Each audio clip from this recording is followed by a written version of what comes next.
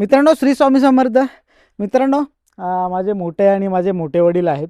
तर आमचा भाग हा शहापूर तालुक्यामध्ये मोडला जातो, ठाणे जिल्ह्यातील. आमच्याकडे काय माळरान कमी आहे आणि लागवडीची जागासुद्धा कमी असते. म्हणजे जागाच कमी असते लोकांना. परंतु आमचा जो बांध असतो, भाताची लागवड केली जाते या शेतांमध्ये. तर बांध असतो, तर बांधावरती आम्ही काय करतो, तुरीची लागवड करतो. तर तुरीची लागवड केल्यानंतर 4 महिन्यामध्ये 5 महिन्यामध्ये चांगलं उत्पन्न मिळतो.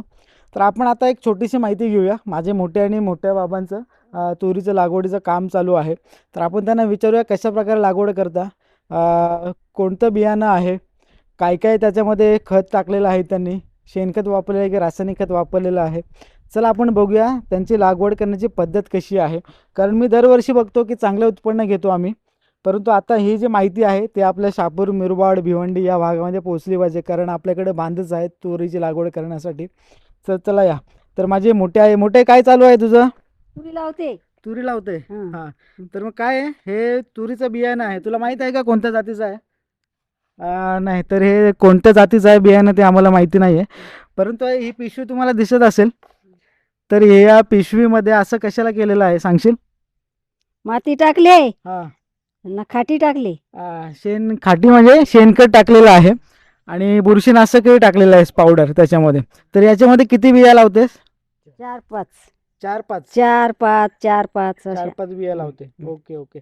पण हे पिशवी लावण्याचं कारण काय? डायरेक्ट आपण जमिनीत पण लावू शकतो ना? मोठे मोठे हा. बरं, मित्रांनो, जे खेकडे असतात ना, मोठे असतात, ते यांना खातात. तसे उंदीर पण येतात का? उंदीर नाही येत. हा. तो येते ठुटकी. आपली ती सुचुंदरी असते ना, हा, ती येते, ती खाते त्यांना. आणि मुठे मुठे म्हणजे आपला खेकडा येतो. तर दादा, हे माझे दादा आहेत, म्हणजे आम्ही मोठे वडील आहेत, त्यांना दादा बोलतो. किती दिवसापूर्वी याची लागवड केली आहे तुरीचं बघू शकतो? किती? 8 दिवस झाले आणि ही आता लागवड एवढी झालेली आहे रोप. हां हां हां. तर म्हणजे 8 दिवसानंतर याची वाढ एवढी झालेली आहे. आता किती महिन्यामध्ये तुरीच्या झाडाला शेंगा येतात? 4 महिन्यामध्ये. 4 महिन्यामध्ये येतात. आणि ही एक पद्धत चांगली आहे मित्रांनो, की हे जे आपण पिशवी लावतो खाली, डायरेक्ट जमिनीत लावण्यापेक्षा पिशवीत लावलं म्हणजे त्यांना खेकडं खात नाही. हां हां. किती वर्ष झाली ही आपली अशी लागवड चालू आहे? बरेच वर्ष, म्हणजे 5-6 वर्ष आम्ही लावतो ही लागवड. 5-6 वर्ष लावतात. लावतो. बरोबर. आणि चांगलं उत्पन्न मिळतं हा, आपल्याला? भरपूर उत्पन्न मिळतं. अंदाजे किती किलो असेल हे सगळं आपण बांधावरती लावलेलं? काय बियाणं? हा. बियाणं जास्त नाही, जाम तेव्हा 1 किलो असेल.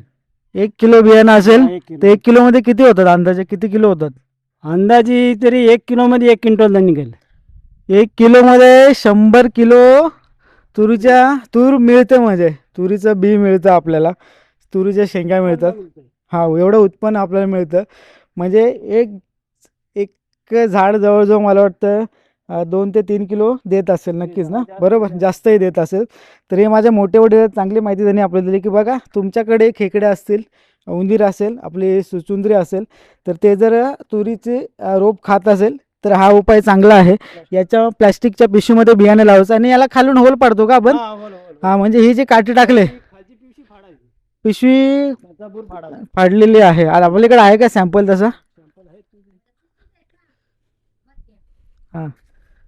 आपण पिशवी कशी तयार केली तो सॅम्पल बघू. आणि ही ग्लास पण मला दिसलं, ते ग्लास पण लावतं. ही जी आपली काही कार्यक्रमामध्ये, हा बघा, जी ग्लास आहेत खालून त्यांना फाडलेलं आहे. ही ग्लास आपल्याला कुठे मिळतात, वेस्टेज असतं. आणि त्याच्यानंतर हे प्लॅस्टिक आपण काढतो जेणेकरून मिसळू नये याच्यामध्ये. हा, मातीमध्ये मिसळू नये. ही तात्पुरती आयडिया आहे, चांगली आयडिया आहे ही. हे बघा, ही पिशवी खालून फाडले, हे याच्यामध्ये माती टाकतात, त्याला सपोर्ट करतात काठीचा, आणि याच्यामध्ये बी लावलं जातं. तर मित्रांनो, ही होती माझ्या मोठ्या आणि मोठे वडिलांकडून तूर लागवडीची माहिती. तर ही माहिती तुम्हाला नक्कीच आवडली असेल तर माझ्या मोठ्या आणि मोठ्यासाठी 1 लाईक 1 शेअर नक्की येऊ द्या. आणि माझ्या चॅनलला सबस्क्राईब नक्की करा. श्री स्वामी समर्थ.